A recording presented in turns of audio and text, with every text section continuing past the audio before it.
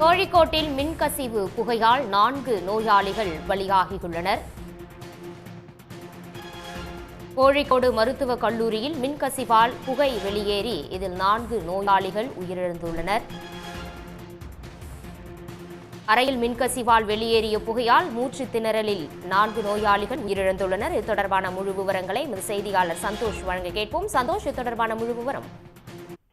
Kozhikode medical college, அதாவது மருத்துவக் கல்லூரி மருத்துவமனையில தான் இந்த விபத்தானது ஏற்பட்டிருக்கிறது. நேற்று இரவு 7:30 மணிக்கு மேல யூபிஎஸ் பொருத்தப்பட்டிருந்த அறையிலிருந்து ஒரு வெடிச்சத்தமும் அதன் பிறகு ஏற்பட்ட அந்த ஒரு புகை மூட்டமும் தான் இந்த விபத்துக்கான ஒரு காரணமாக இருக்கிறது.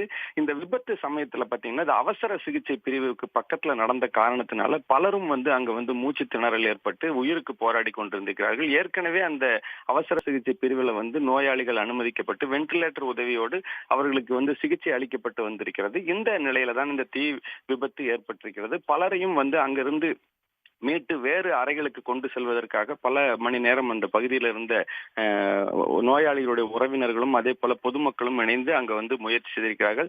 இதற்கிடையே பாத்தீங்கன்னா இந்த தீ விபத்து ஏற்பட்டதற்கு பிறகு 4 பேருடைய உடல்கள், அதாவது இறந்தவர்களுடைய உடல்கள் பிரேத பரிசோதனை அறைக்கு மாற்றப்பட்டிருக்கிறது.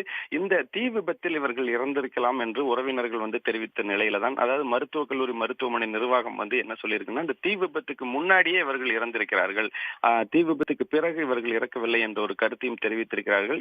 இருந்தாலும் இதற்கான ஒரு முழுமையான விசாரணைக்கு தற்பொழுது கேரள மருத்துவத்துறை உத்தரவிட்டிருக்கிறது.